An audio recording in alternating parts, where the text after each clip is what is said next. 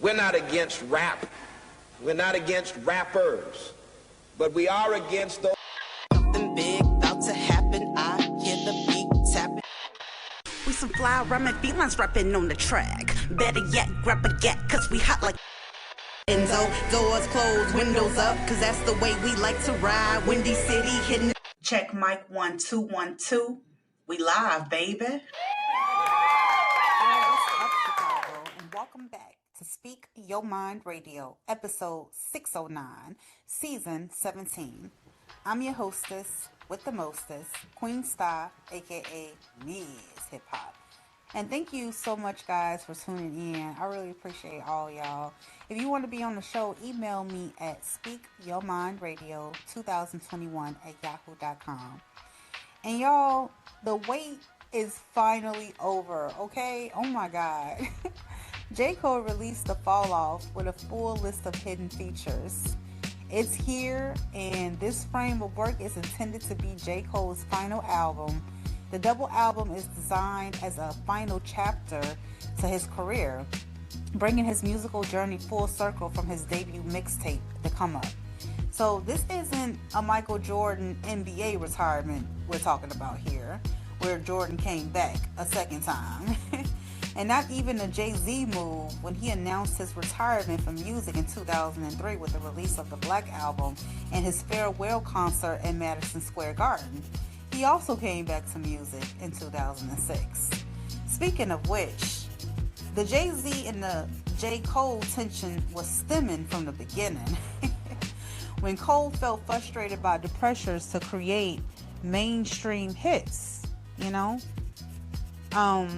According to J. Cole's manager, Ibram Hammett, he goes, "At this point, now we're really close with Drake. Future's one of my closest homies that I done met through the game.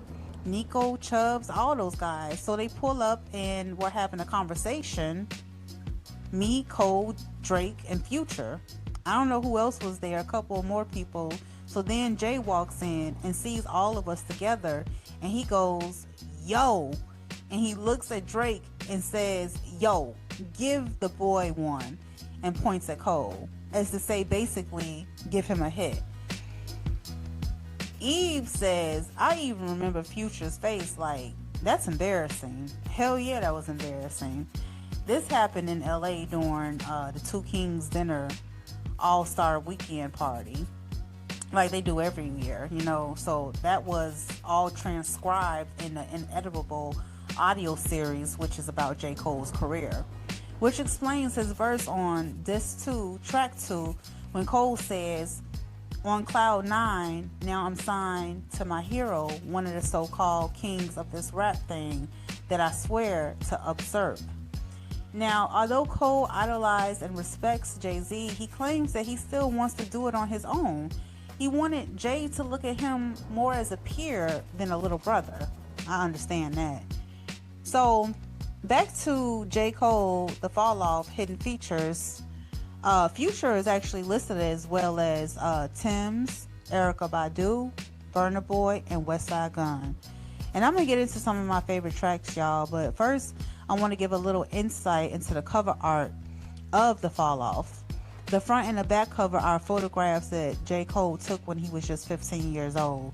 The back cover includes the track list and is also a picture that he shot on the of the walls of his bedroom at that time, which is truly inspiring because, y'all, there were a lot of biggest artists on there, like, you know, influences in his music, like Tupac. So Cole was like 60 years old when Pac passed, and he remembers everyone crying about his death and how he felt nudged to write a poem about Pac during his passing.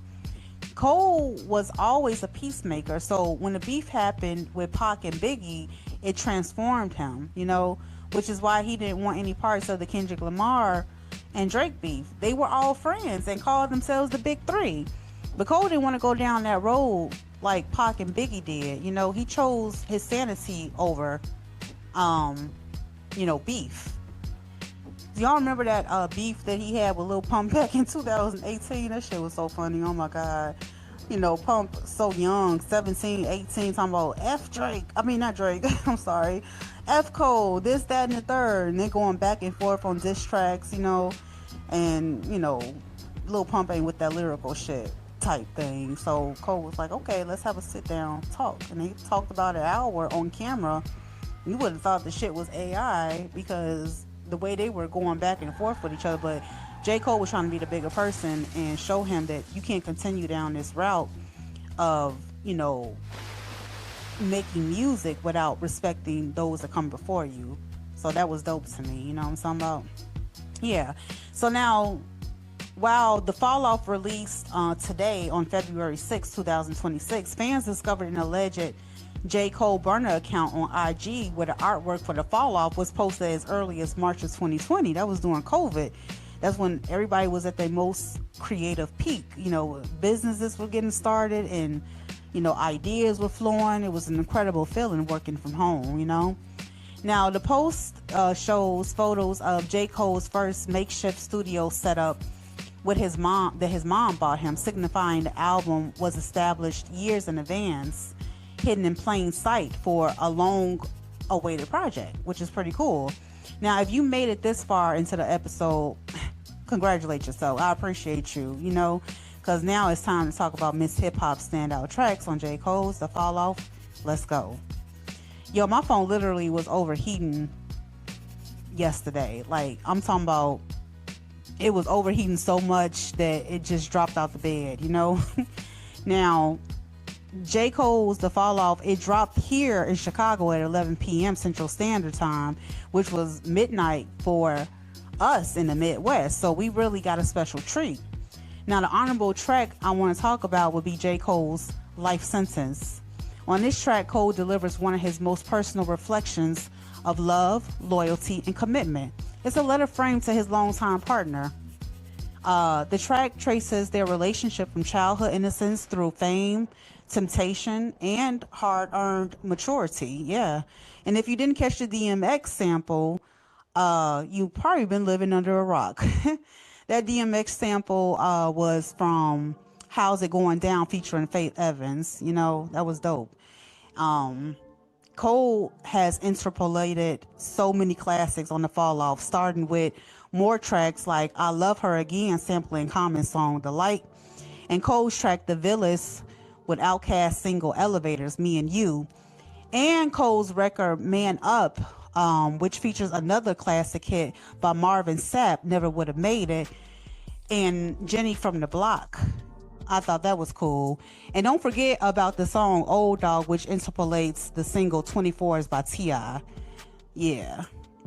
Now, y'all, I know that's a lot, right? But especially since he's given us his final album for the fans, and with that being said, we don't do skips over here. So you were either all in last night or out like a light. You know what I'm talking about? Yeah. Okay. Another track I love that was on J. Cole's The Fall Off was Only You. I must say his singing has vastly improved over the course of his career. Now, Only You is a track that is a soul-bearing collaboration between J. Cole and Burna Boy. The lyrics highlight the deeper, more domestic vulnerability and serves as a tribute to the complexities of long-term partnership, fatherhood, and hidden burdens of success. The overall song is a dialogue between the invincible public persona of a superstar and the frail reality of their private lives. This is my last standout track because I want y'all to run to Spotify and run this episode up and leave a comment and tell me your favorite tracks on J. Cole's The Fall Off. The song What If hit y'all. It hit y'all. Like, oh my God, I was saying earlier that J. Cole was a huge fan of Pac, so this track only made sense. What If is a conceptual storytelling track in which J. Cole imagines an alternate reality where the East Coast West Coast feud never escalated into tragedy. The song unfolds as a dialogue with Cole writing from the perspectives of both the Notorious B.I.G. and Tupac Shakur, allowing both sides to reflect on misunderstanding, media influences, and ego. So rather than glorifying the rivalry, Cole humanizes it, you know? The verse explores how miscommunication and outside pressures slowly turn respect into opposition, ultimately leading to consequences neither artist intended. By framing the song as a conversation piece instead of a diss, Cole emphasizes how avoidable the conflict may have been. The title, What If, captures the song's emotional core, a meditation of hindsight and loss. It asks listeners to consider how hip-hop history and two lives might have changed if pride hadn't hardened into violence. What a dope song to pay homage to the 90s hip-hop artists of our time, y'all. And y'all, before I get up out of here, I just want to say to all of you hip-hop heads, if you believe J. Cole is playing us, you may be wrong. Because like I said, this album was planned years ago. The title alone says it all. The fall off means to detach and to drop from something, like hip-hop or, say, music altogether. Figuratively speaking, it means to decrease the intensity of something. So I guess he's falling back from, making more musical projects, which is why Cole has blessed us with that 4-pack Birthday Blizzards 26 mixtape. He's going out with a bang. Good for you, J. Cole. Good for you. Yes, do your thing. He's a smart cookie, smart businessman. Thank you guys so much for listening to my rant. Make sure you go check this episode out on Spotify, iHeartRadio, and more. I love you so much, Chicago, and remember to stay sexy and dangerous. This episode is brought to you by Indeed. Stop waiting around for the perfect candidate. Instead, use Indeed sponsored jobs to find the right people with the right skills fast. It's a simple way to make sure your listing is the first candidates see. According to Indeed data, sponsored jobs have 4 times more applicants than non-sponsored jobs. So go build your dream team today with Indeed. Get a $75 sponsored job credit at Indeed.com/podcast. Terms and conditions apply. LifeLock, how can I help? The IRS said I filed my return, But I haven't. 1 in 4 tax-paying Americans has paid the price of identity fraud. What do I do? My refund, though. I'm freaking out. Don't worry, I can fix this. LifeLock fixes identity theft guaranteed and gets your money back with up to $3 million in coverage. I'm so relieved. No problem. I'll be with you every step of the way. 1 in 4 was a fraud-paying American. Not anymore. Save up to 40% your first year. Visit LifeLock.com/podcast. Terms apply.